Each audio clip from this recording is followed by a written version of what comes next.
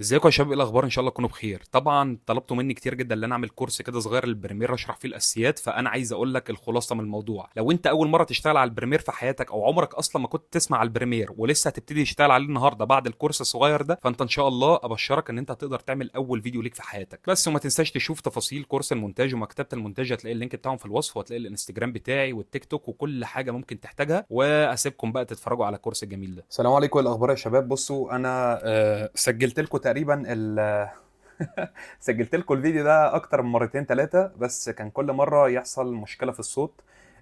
مره المايك ما كانش مشحون، مرتين تانيين المايك حصل فيه مشكله، فان شاء الله المره دي تطلع تمام. الهدف بتاعي من الفيديو ده ان اي حد عايز يتعلم البريمير، او اي حد مثلا معاه فيديو وعايز يرفعه على السوشيال ميديا، يوتيوب، فيسبوك، انستجرام، اي حاجه، ومزنوق في الوقت واول مره يشتغل على البريمير، فهو يعرف يخلص الموضوع ده على طول. من غير ما اطول عليكم كتير، خلونا نتوكل على الله. بس قبلها اعمل كوبايه شاي وكوبايه قهوه عشان القعده كده تبقى سلطنه ومزاج عالي. خلونا اول حاجه نفتح البريمير.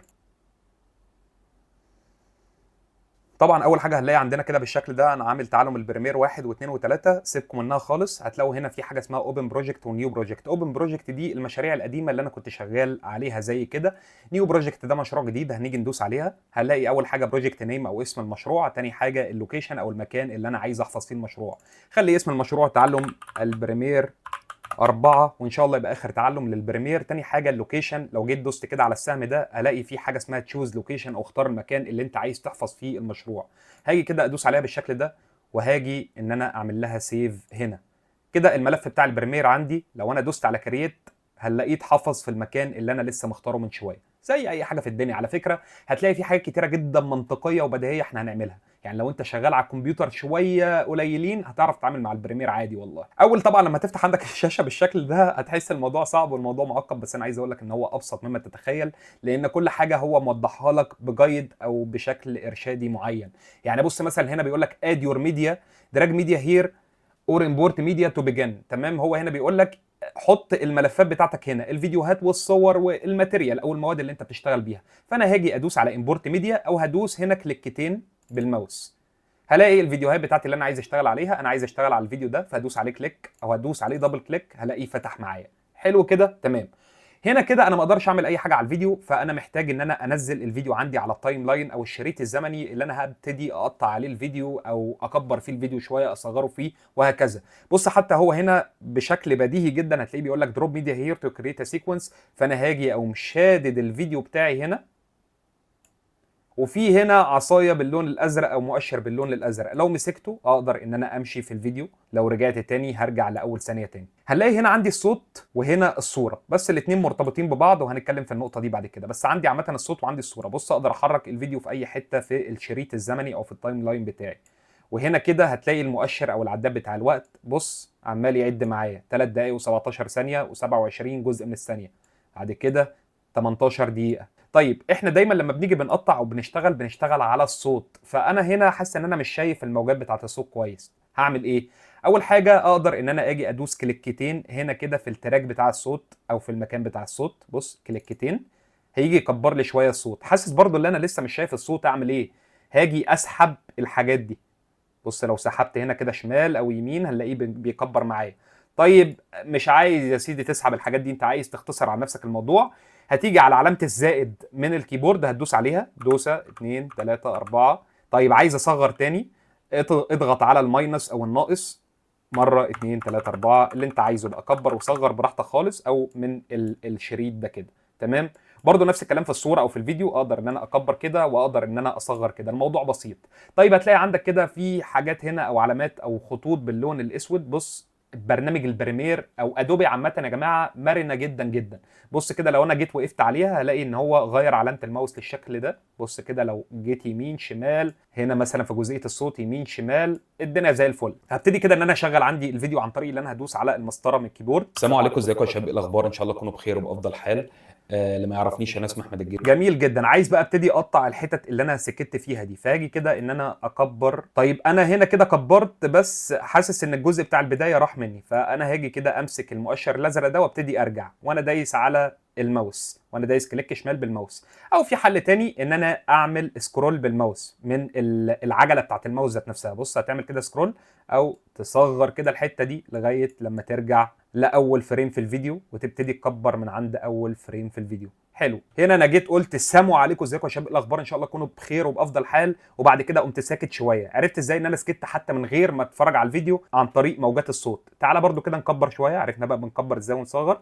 هنلاقي كده بص الموجات هديت خالص، فده معناه ان مفيش كلام. لو في كلام هتلاقي الموجات عاليه زي كده من غير ما ابص على اي حاجه في الفيديو او اشغل فيديو. طيب انا عايز اقطع الفيديو، اعمل ايه؟ هنقطع عن طريق حاجه اسمها الريزر تول او الشفره او الموس او اختصارها حرف السي. بص لو دوست على سي هتلاقي علامه الماوس اتقلبت لشفره او موس، او لو ضغطت على الريزر تول اقدر ان انا ادوس هنا هلاقي عمل لي قطع.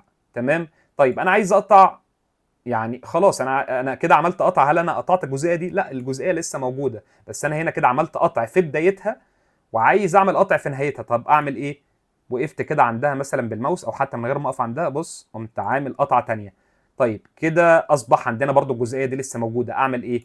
اجي ادوس على السلكشن تول. السلكشن تول دي الاداه واختصارها الفي، دي الاداه اللي بتمسك اي حاجه اقدر احدد بيها اي حاجه، اداه التحديد. فاجي ادوس عليها دوسه كده او ضغطه هلاقيها اتقلبت باللون الابيض، فمعنى ان هي اللي اتقلبت باللون الابيض اللي انا بالفعل معلم عليها.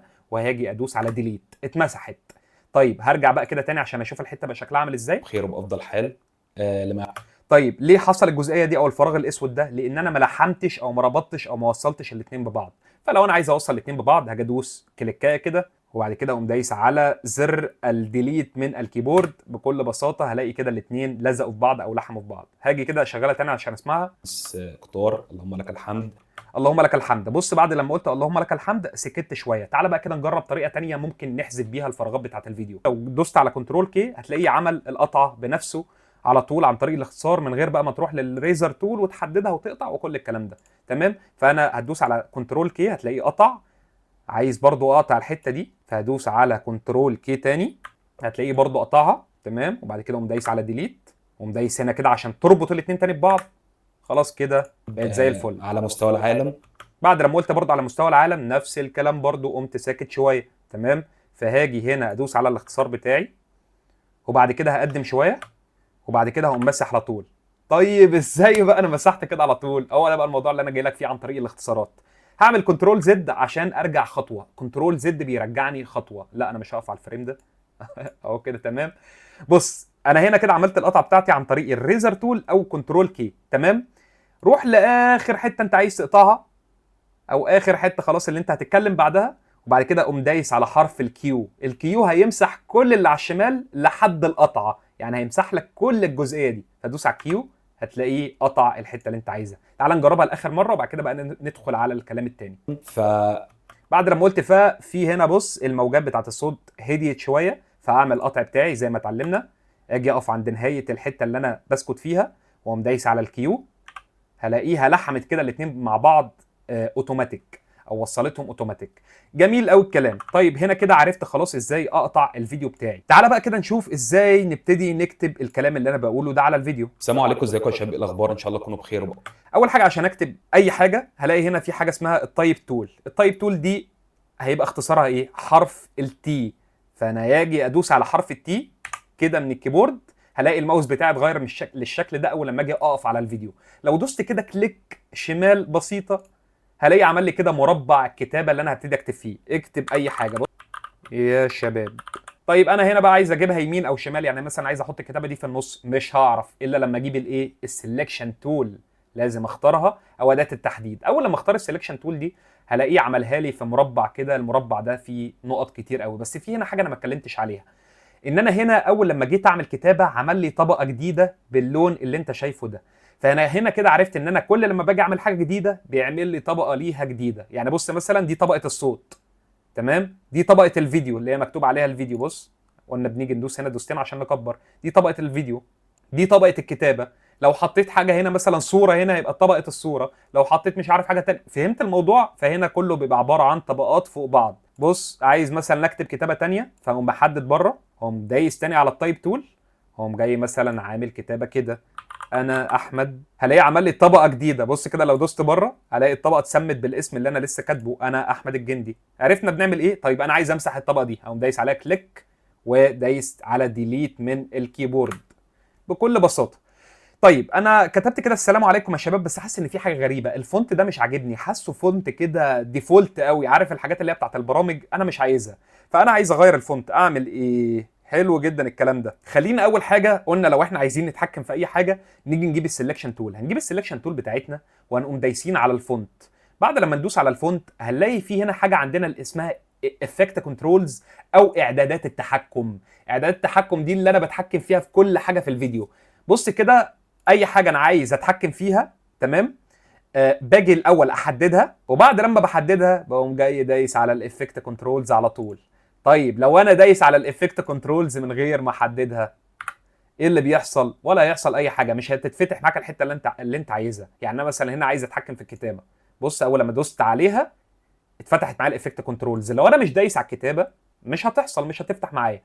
فهدوس كده على الكتابه عشان اتحكم فيها، وهعلم على الكتابه. هلاقي هنا كده عندي في الكتابه في نقاط كده من كل اطراف المربع ده او المستطيل ده.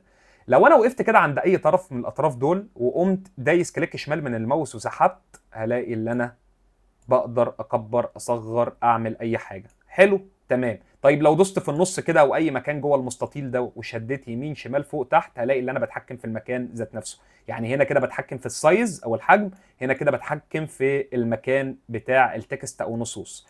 طيب انا هنا عايز اغير الفونت، بص كده هتلاقي في الافكت او الاعدادات التحكم اللي عندي هتلاقي كده في هنا مكتوب تكست السلام عليكم يا شباب، وفي سهم كده جنبه. لو جيت ادوس على السهم اللي جنبه هلاقي فيه هنا بقى الايه السورس تكست او الفونتات اللي عندي. بص هنا كده دي القايمه اللي فيها كل الفونتات اللي عندي على الجهاز. لو جيت دوست على السهم ده اهو غير كده معايا الفونت.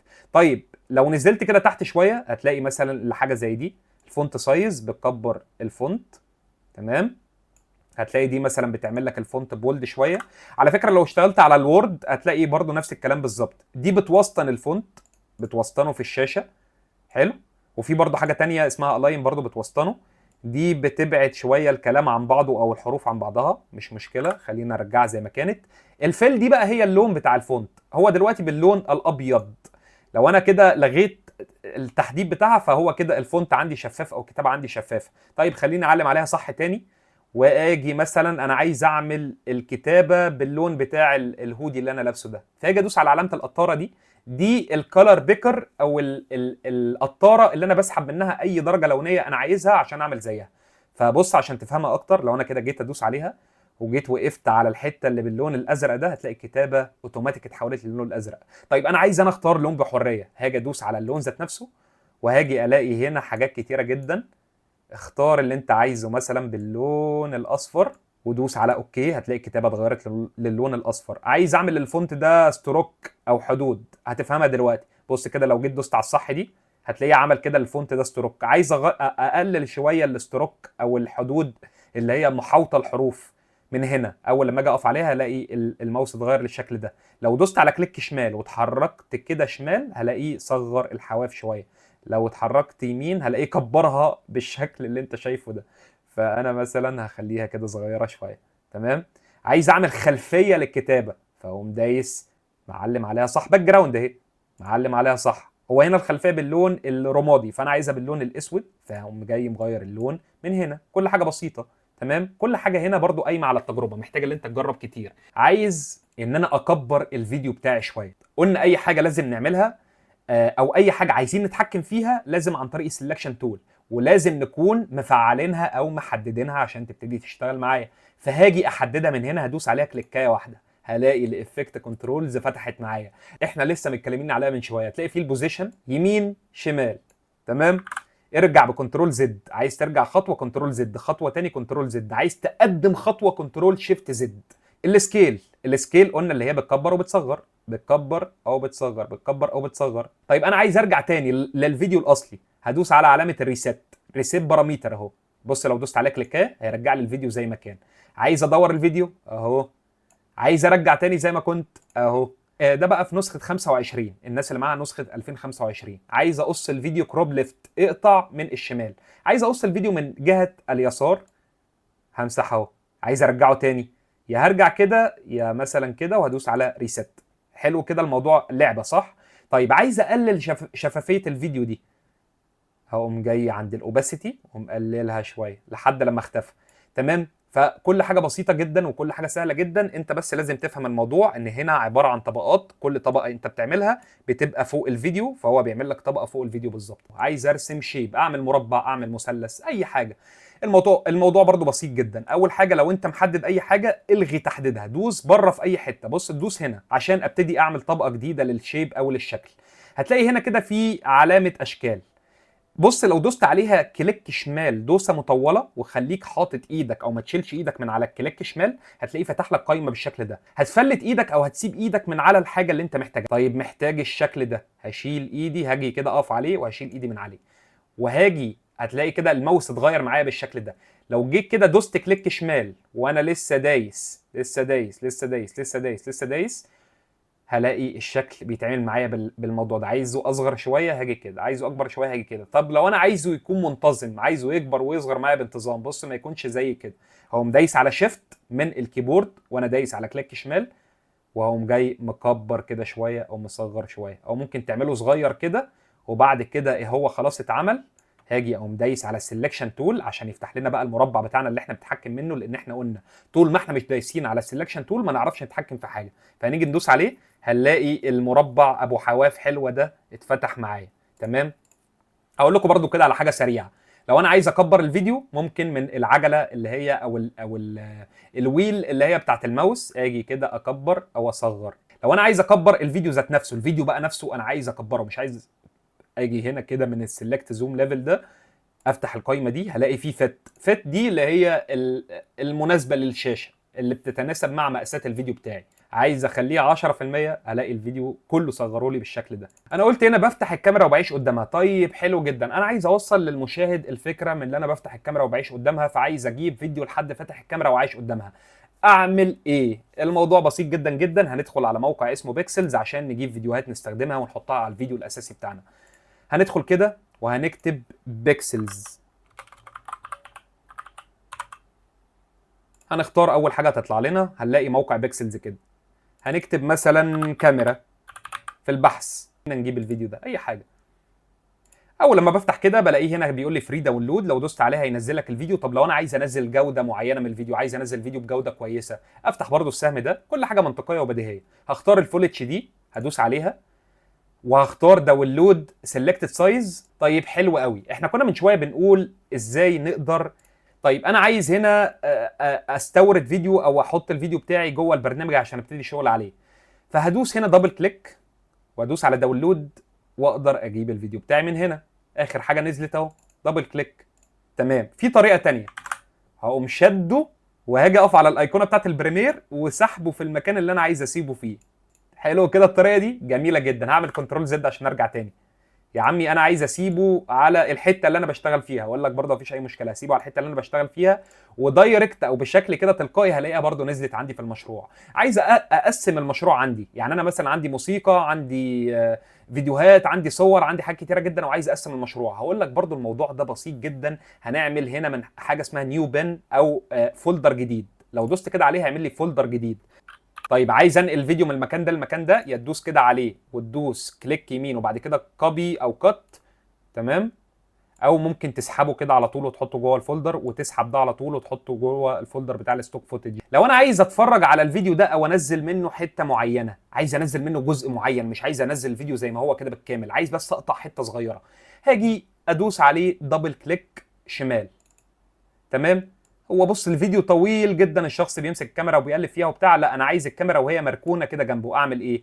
هاجي كده ادوس عليه دبل كليك بالشكل ده، هلاقيه فتح لي كده الشاشه اللي هي بتاعت العرض دي او اسمها السورس مونيتور. تمام. هاجي ادوس على ان او حرف الاي من الكيبورد، ده هيبقى البدايه، واوت هيبقى النهايه. انا عايز اخره كده وهو بيجي يمسك الكاميرا. اوت دي اخر نقطه انت عايز تنتهي عندها، يعني ان البدايه واوت النهايه. هي حتى موضحه نفسها. لو الفيديو ده كان ليه صوت، لو كنت سحبت الصوت كده وحطيته هنا كان الصوت عادي. هنتكلم برضو دلوقتي عليها. بس الفيديو ده عبارة عن صورة بس بدون صوت، فهنسحب كده الفيديو من هنا ونحطه مثلا في الجزئية دي. بكل بساطه. بص كده وانا بتكلم بحب افتح كده الكاميرا واعيش قدامها، لو طالع معاهم لايف او اي حاجه بحب اعيش. الابعاد فيه مش منتظمه. بص حتى الفيديو المقاس فيه مش مناسب. اقول لك عادي جدا جدا جدا. دوس كده على الفيديو دوسه واحده هنلاقيه فتح لنا الافكت كنترولز، فاقوم جاي مكبر حجمه شويه لغايه لما يتناسب مع الفيديو الاصلي بتاعي. عايز اغير المكان بتاعه واخليه صغير، فمثلا هصغره كده شويه وانزل بالبوزيشن كده لتحت شويه واصغره كده شويه. طيب انا عايز اتحكم في الفيديو بحريه اكتر. تعالى دوس على الموشن من هنا، كلمه الموشن دوس عليها هتلاقيه فتح لك النقط اللي احنا متعودين عليها. يا تكبر بقى يا تصغر يا تمسك الفيديو ده تحطه هنا وانت بتتكلم، هنا مثلا في الجزء ده او في السايد ده من الفيديو. بس عايز ارجع خطوه كنترول زد كنترول زد. انا كده خلاص عملت الحاجه اللي انا عايزها. طيب انا عايز اطول الفيديو ده شويه، انا حسيت ان انا محتاج مده اكبر شويه من الفيديو ده وعايز اطوله. بص كده لو جيت وقفت هنا هتلاقي اقف عند اطراف الفيديو هتلاقي العلامه دي بتتقلب للون الاحمر. لو طولت كده شويه هلاقي ان الفيديو بيزيد معايا. بص لو مسكت كده وقصرت الفيديو شويه، قلت لك احنا بنتعامل مع طبقات، فهتلاقي الفيديو قصر. لو انا عايز بس ثانيتين من الفيديو هقف كده هنا وهدوس على الكليك شمال واسحب اسحب اسحب اسحب اسحب. بص هتلاقي ان انا خدت بالظبط افتح كده الكاميرا فريمين من الفيديو، فريمين. تمام. عايز اطوله شويه مثلا اخليه مده اطول اهو. بس بص هتلاقي في حاجات كتيره جدا جدا جدا بديهيه. عايز امسح الفيديو ده خلاص مفيش اي مشكله، امسح يا حاج الفيديو ده على طول. تمام. فالموضوع بسيط جدا في كل حاجه. اتعلمنا كده ازاي نكتب على الفيديو، ازاي نحط صوره على الفيديو. تعالى بقى نتعلم ازاي ان احنا نحط موسيقى على الفيديو. في ناس ما بيستخدموش موسيقى، ممكن تحط اكابيلا او اهات بشريه او اي حاجه. خلينا نعمل ده ونعمل ده عشان الاثنين. طيب عايز دلوقتي احط موسيقى على الفيديو، هل ينفع كده ان الدنيا عندي تبقى ملخبطه خالص وفيديوهات على فيديوهاتي على مش عارف ايه على الحاجات اللي انا بنزلها على صور على ايقونات؟ لا طبعا ما ينفعش كل الكلام ده. فاحنا هنعمل فولدر جديد هنسميه موسيقى. تمام. عملنا فولدر جديد. خلينا كده ندخل على الفولدر الجديد ده لسه فاضي زيرو ايتمز اهو. خلينا ندخل عليه. وعايزين طبعا نستورد حاجه من بره على الجهاز، فهندوس دبل كليك او ممكن تيجي من هنا عند فايل وتدوس على كلمه امبورت. فين كلمه امبورت اهي، او كنترول اي. طيب عندي كده الاسلامك ميوزك نزلت لي بالشكل ده، بس هي على شكل فيديو. كويس ان انا نزلتها على هيئه فيديو. دي فيديوهات من المونتاج انا كنت منزلها لعميل ما كانش عايز يستخدم موسيقى الحمد لله. فخلينا كده نشوف ازاي هنستخرج منها الموسيقى. انا نزلت الفيديو ده من على اليوتيوب. فانا دلوقتي عايز افتح الفيديو ده عشان مثلا عايز اخد جزء معين من الاهات دي. فهعمل ايه بالظبط؟ هدوس كده دبل كليك على الفيديو عشان يفتح معايا في الشاشه اللي هي بتاعت السورس مونيتور. تمام. اللي انا بستخرج منها الحاجات قبل ما بستخدمها في الجزئيه اللي هي بتاعت التايم لاين. عايز مثلا اسمع كده في الاول واسحب الموسيقى. بس خليك دايس على كليك شمال كليك شمال كليك شمال واسحبها كده حطها تحت الفيديو. طيب ليه حطيناها تحت الفيديو؟ تعالى كده صلي على رسول الله وخلينا نعرف. اول حاجه عندي هي الطبقه بتاعت الفيديو. تاني حاجه عندي هي الطبقه بتاعت الصوت، صوتي اللي انا بتكلم فيه. تالت حاجه عندي هي الطبقه بتاعت الموسيقى. طيب حلو قوي. تعالى بقى كده نسمع بعد لما حطينا الموسيقى تحت الفيديو. طيب الكلام اللي انت شفته في العنوان ده الكلام ده مش هل انت سامع صوتي؟ فبديهي كده اللي انا محتاج ان انا اقلل شويه صوت المزيكا دي او الاهات بتاعه المونتاج دي. كبرها كده شويه. دوس هنا دبل كليك زي ما اتعلمنا. هتلاقي كده في خط هنا، ده الخط بتاع الصوت. لو عليته كده رفعته لفوق بص هتلاقي حتى الموجات دي بتبتدي تعلى معاك. لو نزلته كده لتحت هتلاقي الصوت بيقل. مش هري، مش حاجه مثلا مش كليك بيت، مش حاجه انا بجيب رجلك بيها هتفتح الفيديو وبعد كده خلاص. فاصبح عندي كده خلفيه موسيقيه جميله شغاله على الفيديو وانا بتكلم. فانا كده حطيت موسيقى وانا بتكلم على الفيديو بكل بساطه. طيب حاجه نسيت اقولها كده يا شباب هشرحها لكم سريع عشان برضو ايه ابقى قلت لكم يعني اغلب الحاجات اللي هتحتاجوها. عايز اجيب مثلا عايز اجيب الاهات يا عم بتاعت المونتاج دي او موسيقى او اي حاجه. افتح اليوتيوب عادي جدا. انت مش مشترك في اي مواقع ومش مشترك في اي حاجه ومش عايز تدفع اشتراكات، افتح اليوتيوب اعمل اللي انا بعمله بالظبط.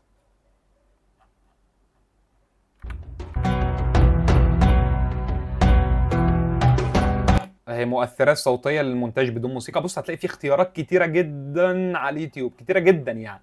فانت ممكن تنزل حاجات من كده. عايز انزل ساوند افكتس، ادخل على الموقع ده يا معلم. اكتب ميكس كيت،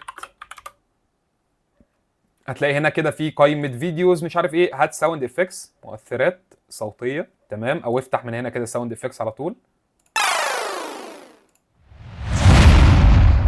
كل حاجه انت هتحتاجها هنا المؤثرات الصوتيه. طيب لو موقع مثلا عايزه اجيب منه ايكون واحطها في البريمير، ممكن مثلا اكتب، انا مش فاكر والله اسم الموقع، فاكتب ايكونز ويب سايت او فري ايكونز ويب سايت مثلا. عايز موقع مجاني، كل حاجه هنجيبها مجانيه.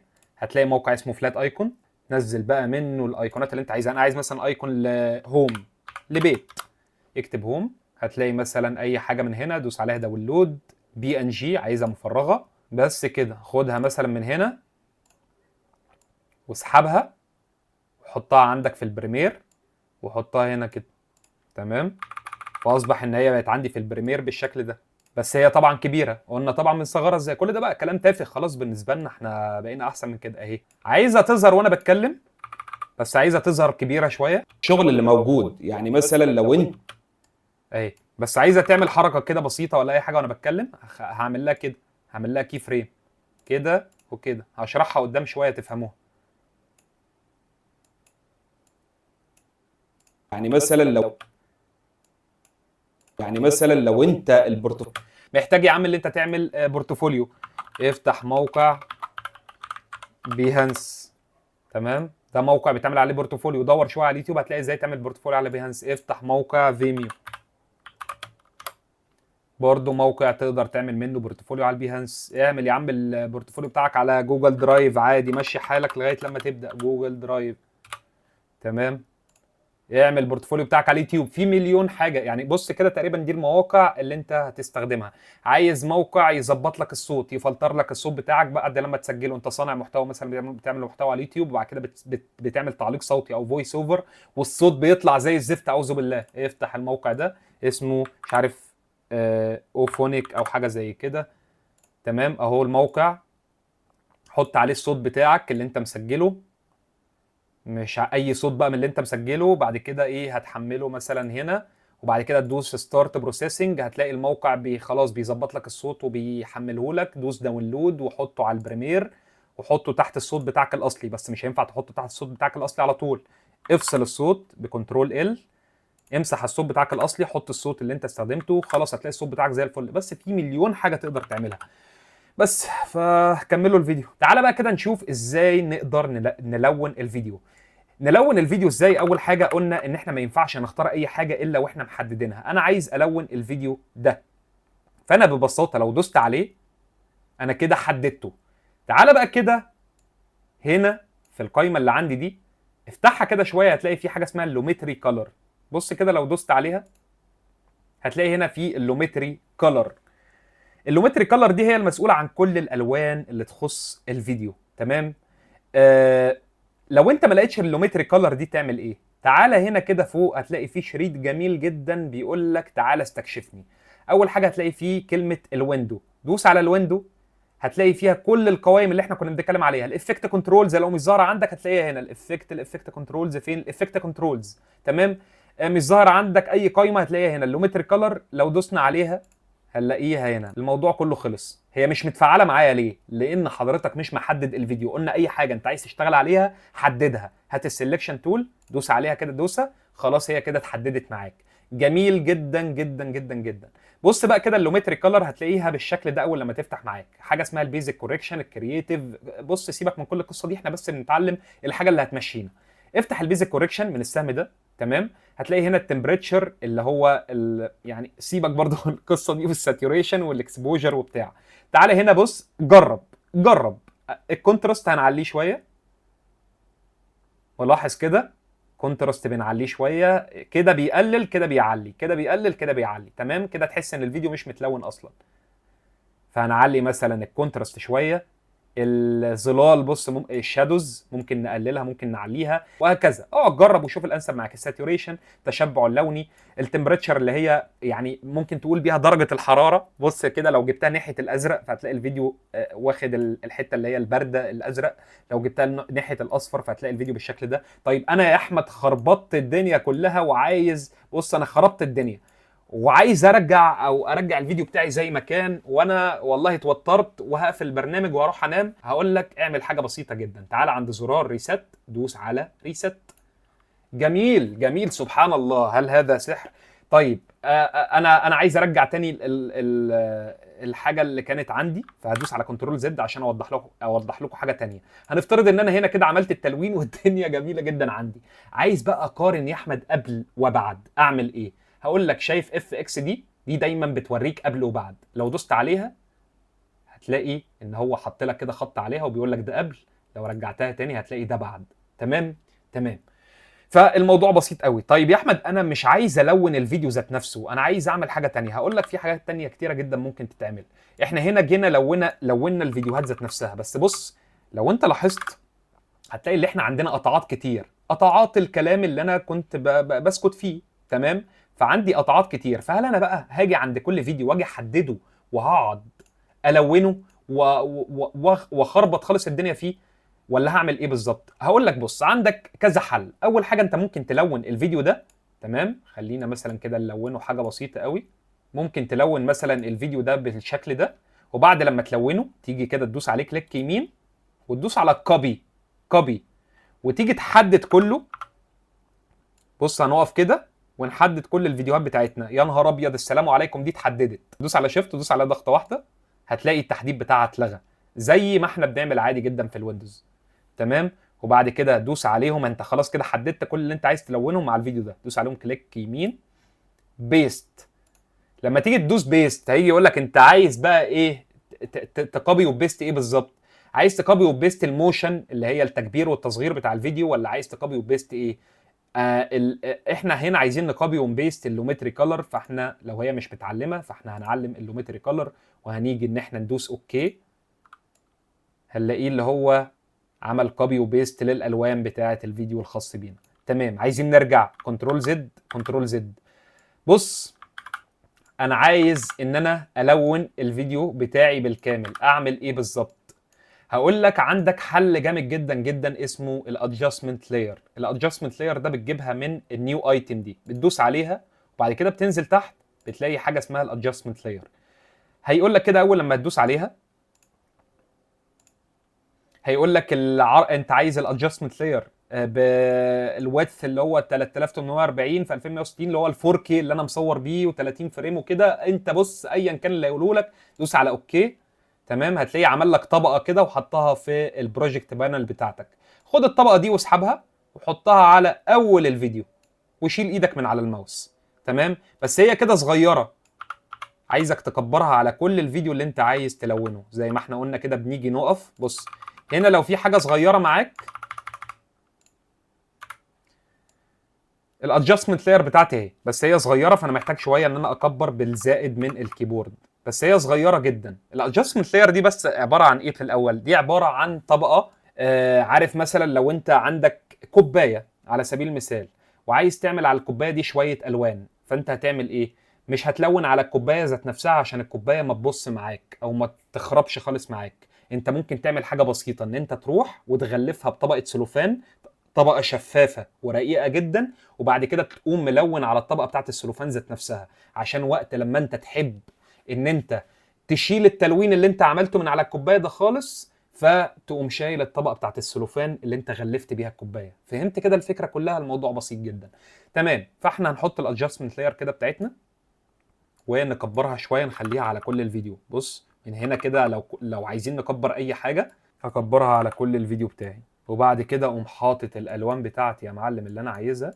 خربت الدنيا خالص في الالوان، مفيش اي مشكله، احنا بس بنتعلم بدون ما اثر على الفيديوهات او ابوظ الفيديوهات بتاعتي خالص. طيب لو انا مش عايز الالوان هاجي ادوس كده على ادجستمنت لاير دوسه واحده واقوم دايس على الديليت من الكيبورد، الاقيه مسح لي الالوان الخربانه اللي انا عملتها دي بكل بساطه. ازاي اضيف انتقال ما بين فيديو والتاني؟ على سبيل المثال مثلا انا هنا خدت خلينا كده نرجع من هنا، خدت الفيديو ده تمام وخدت منه الجزئيه دي، هاجي اضيفه هنا كده وانا بتكلم في الحته دي. نجيب الانتقالات دي ازاي نعمل انتقال من فيديو للتاني؟ اول حاجه هتفتح قائمه الافكس، لو ما لقيتش قائمه الافكس تدوس على ويندو، خلينا مثلا كده دوس على ويندو بعد كده افكس، هتلاقيها هنا. قلنا اي حاجه انت مش لاقيها عندك على البرنامج افتح قائمه ويندو هتلاقي الحاجه موجوده فيها. تمام. هتلاقي كده عندك بالشكل ده. لو انت فتحت الفيديو ترانزيشنز او انتقالات الفيديو، افتحها كده، هتلاقي عندك الحاجات كلها بالشكل ده، ما عدا دي موجوده في مكتبه المونتاج. مكتبه المونتاج عندنا فيها ترانزيشنز او انتقالات، فيها افكتات، فيها كل حاجه انت هتحتاجها، المكتبه اللي لازم تبقى معاك لو انت مونتير. تمام. بالاضافه لكورس المونتاج اللي لازم تحضره لو انت مونتير. كورس المونتاج هتلاقي اللينك بتاعه في الوصف. كورس رهيب وجبار، بشرح فيه يعني بضمير الضمير، يعني بفضل الله مفيش حد بيشرح بالضمير اللي الواحد بيشرح بيه ده. فالمهم يعني هتلاقي عندك شويه الترانزيشنز الحلوه دي. تمام. لو فتحت اي حاجه منهم، الكروس زوم ده مثلا، عايز احط الترانزيشن ده على الفاصل ما بين الفيديوهين ده عشان ينقلني من هنا لهنا بس بشكل حلو شويه. فهاجي اجيب الكروس زوم دي، كليك شمال، اسحب اسحب اسحب اسحب اسحب، واقوم حاططها على الفاصل ما بين الفيديوهين كده مثلا. هلاقيها الترانزيشن او الانتقاله بالشكل ده. بص لو شغلت على مستوى العالم. حلو جدا، بس الانتقاله بطيئه شويه، انا عايزه اسرع من كده. فهلاقي ان هنا كده الانتقاله نزلت عندي بالشكل ده. لو جيت وقفت عند اخر الانتقاله هلاقي ان العلامه الحمراء دي ظهرت لي زي اي حاجه اتكلمنا عليها. لو جينا شديناها كده شمال شويه ده كده معناها ان هي بتقصر، لو شديناها لقدام شويه ده كده معناها ان مدتها بيزيد، وهتلاقي حتى المده مكتوبه عندك 1 و15 15 وهكذا. فانا عايز اقصرها شويه. لك الحمد على مستوى العالم. تمام. بس هي طبعا ايه يعني، ممكن نجرب حاجات كتير. بص انت هنا عندك هتلاقي فيه حاجات كتيره جدا. عايز اعمل مثلا ده، خلينا كده نحطها على فيديوهين تانيين. عايز انقل من ده اللي عارفني لده. عامة الانتقالات اللي موجودة في البريمير انت بتقدر تحطها ما بين الفواصل اللي ما بين كل فيديو والتاني عندك. فانا مثلا عايز احط هنا الانتقال ده ما بين الفيديوهين دول، فاجي كده احطها في النص فهلاقيهم بالشكل ده. عالم. فاللي عارفني من ايام كورس تمام. عايز اقصرها شوية، هاجي عند اي طرف من اطراف الانتقال ويقصرها كده، يقصرها كده كده كده، بطولها كده، بقصرها. فاللي عارفني من ايام كورس وهكذا. اقعد بقى ايه، اتعامل في كل الحاجات دي، هتلاقي فيه انتقالات كتيره جدا. اقعد جرب كل حاجه عشان يعني ايه تظبط الدنيا كده مع نفسك، لان انا بشرح لك بس إيه، بديك طرف الخيط وانت بقى بتكمل مع نفسك كل حاجه. طيب تمام جدا كده. ناقصنا ايه كده؟ شرحنا التلوين، شرحنا الكتابه. على فكره انا مش مخطط لاي حاجه في الفيديو ده، انا برتجل كده معاكم يعني عشان الموضوع يطلع من القلب للقلب ان شاء الله. يعني محتاج بس منكم دعوه حلوه. ازاي تحط مثلا مؤثرات صوتيه؟ عايز احط صوت للانتقاله دي، او عايز احط ساوند افكت او مؤثر صوتي، اعملها ازاي؟ نيجي ندخل على قائمه البريمير او البروجكت بانل، ملف المشروع او القائمه بتاعه المشروع، واجي اعمل فولدر جديد اسميه مؤثرات. يعني مثلا عايز خلاص، بص انا طبعا هنا جيت كده دوست دبل كليك عشان افتح المؤثر الصوتي بتاعي واسمعه قبل ما انزله على الفيديو. ما ينفعش كده اقوم جاي وساحب المؤثر او الساوند افكت بتاعي على طول. تمام. لازم ان انا اسمعه الاول قبل ما انزله، فعشان كده بنستخدم السورس مونيتور دي. مثلا عايز احط الانتقال ده، فاجي كده على العلامه بتاعت الصوت، دراج اوديو اونلي اهو، واقوم جاي شده كده وحطه تحت الانتقال. هسمع كده على مستوى العالم. شفت كده؟ لك الحمد. عايزه تبدا مثلا من قدام شويه، هاجي امسكها كده واطلعها لقدام شويه. على مستوى العالم. فاللي عارفني من ايام كورس المونتاج يعرف ان انا بحب افتح كده الكاميرا واعيش قدامها. طيب في حاجه تانية بقى ممكن نعملها. انا دلوقتي عايز اكبر الفيديو زي صناع المحتوى. اول حاجه احنا عايزين نحدد حاجه ونفتحها في الافكت كنترولز، فهنقوم دايسين على الفيديو، هيفتح لي الافكت كنترولز او اعدادات التحكم بتاعته. هنلاقي هنا كده في حاجه اسمها علامه الكي فريم او الساعه اللي عندك دي. بص كده، لو انا عايز اعمل حركه معينه في الفيديو بس الحركه دي مؤقته مش هتستمر دايما، او عايز اعمل حاجه لوقت معين، تمام، فعلامه الساعه دي هي اللي بتساعدني في كده. عايز اكبر الفيديو مثلا، اول لما انا جيت اطلع ايدي كده بالشكل ده، فهقوم دايس على علامه الساعه دي كده، هتبقى نقطه البدايه، تمام، وهقوم مقدم شويه في الفيديو بتاعي، وهقوم جاي ان انا مكبر كده مثلا ل 139. كتار اللهم لك. شفت الحركه بقت اسرع ازاي وبقت ايه يعني في وقت اقل؟ كتار اللهم لك الحمد. يعني انت برضو مش محتاج الحاجات دي قوي وانت لسه بتبدا وعايز حاجه تمشي الحال، انت كده كده هتستكشف كل حاجه مع نفسك. طيب انا هنا عملت مثلا زوم، عايز اعمل حركه بوزيشن، عايز احرك الفيديو في ناحيه تاني خالص، فممكن اعمل ايه؟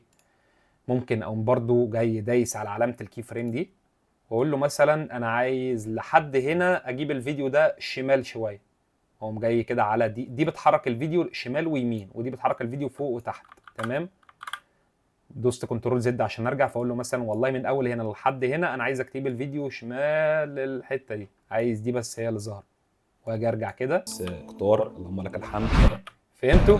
على مستوى فهمتوا الفكره من الكي فريم؟ هي دي بقى يا معلم الكي فريم، وهي دي الحاجات اللي صناع المحتوى بيعملوها، ان هم يكبروا على وشهم ويصغروا كل الحاجات الحلوه دي. طبعا انت هتقول لي دلوقتي يا ابو حميد الكلام ده جميل جدا، واحنا كده خلصنا كل حاجه، تلوين وساوند افكتس والموسيقى والقصص الحلوه دي كده كلها. انا بقى دلوقتي عايز اطلع الفيديو من البريمير عشان ابتدي ارفعه على اليوتيوب او ابتدي استخدمه باي شكل انا عايزه. اعمل ايه بالظبط؟ تعالى بقى اقول لك ازاي تصدر الفيديو من البرنامج بشكل كويس وباعلى كواليتي ممكنه وباقل برضه كواليتي ممكنه لو انت عايز تستخدمه، او لو انت عايزه بجوده قليله تعمل ايه. احنا كنا قلنا اللي انت عشان تستخدم جزء معين من هنا بتدوس على الاي والاو، الان والاوت، اول حاجه انت عايزها والحته اللي انت عايز تبتدي منها واخر حاجه انت عايزها. برضو نفس الكلام هنا، الجزء اللي انت عايز تصدره من الفيديو، تمام، عايز تصدر الفيديو بالكامل مثلا، هتيجي عند اول فريم في الفيديو انت عايزه وتدوس اي، هتلاقي عمل لك التحديد ده، بس تحديد مفتوح الى ما لا نهايه، لحد لما انت تيجي تقفل التحديد ده وتقول له اه والله بص انا عايز لاخر الفيديو هنا عند حرف الاو، فانت كده خلاص بتحدد الفيديو بتاعك بالكامل اللي انت عايز تصدره.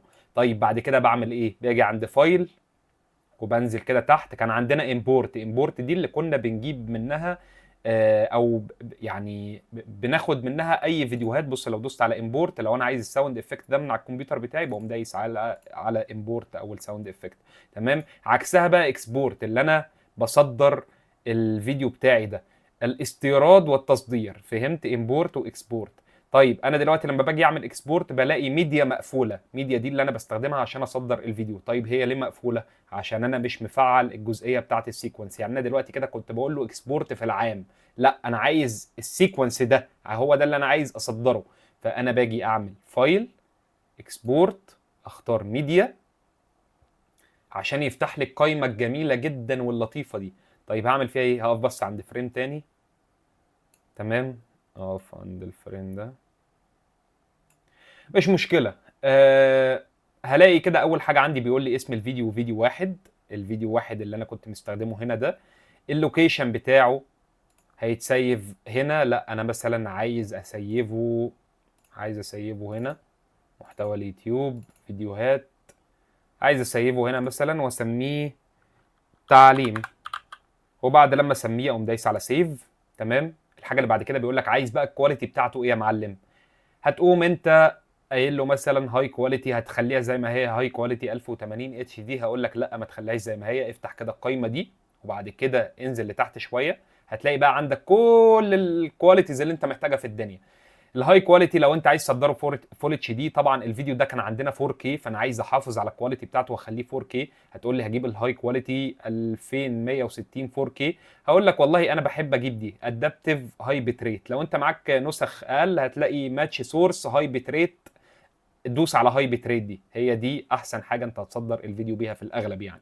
وبعد كده انزل لقائمه فيديو، هات مور ريندر ات ماكسيمم ديبس ويوز ماكسيمم ريندر كواليتي، حدد الاثنين دول. لو مش عايز تحددهم مفيش اي مشكله خالص، يكفيني ان انت تكون هنا جايب اللي هي الهاي بت ريت ماتش سورس هاي بت ريت، تمام. وان انت هنا الفورمات اتش دوت او اتش نقطه 264، لو هي على اي حاجه تانية غير كده لا هات اتش نقطه 264 علم عليها، تمام. وهنا طبعا الادابتيف هاي بت ريت، حلو. وبعد كده هننزل على الاوديو مش عارف ايه، سيبك بقى من كل الكلام ده. هتلاقي هنا كده جايب لك الاستيميتد فايل سايز 15 جيجا، طبعا الفيديو ده كان 4K. وهتلاقي بقى هنا كل المعلومات اللي تخص الفيديو، وهتلاقي هنا المكان اللي احنا سيفنا فيه الفيديو بالفعل. وبعد كده دوس على اكسبورت، هتلاقي هنا الفيديو بيعمل ريندر وبعد كده بيعمل اكسبورت وخلاص كده الموضوع خلص. هو هنا كده بيدخل في حاجه اسمها الانكودنج، او هو هنا بيعمل اكسبورتنج للفيديو بس. فانت كده بعد لما يخلص التحميل ده ادخل على المكان اللي انت سيفت فيه الفيديو هتلاقي الفيديو بتاعك جاهز ان انت ترفعه على السوشيال ميديا بس. واحنا كده شرحنا كل حاجه واتكلمنا تقريبا على كل حاجه وكل الاساسيات اللي انت هتحتاجها عشان تعمل اول فيديو ليك. ما تنسوش تدعوا لنا كده دعوه حلوه، واشوفكم على خير ان شاء الله. طبعا ما تنسوش تعملوا سبسكرايب ولايك والحاجات الحلوه دي، دلعونا كده. وعايز اشوف الدعم بتاعكم فعلا في الكومنتات عشان الواحد يكمل في نفس اللي بيعمله ويبقى عنده الحماس ان هو يعمل فيديو واثنين وثلاثه و100 فيديو كمان. اسعدكم الله يا شباب، وسلام عليكم.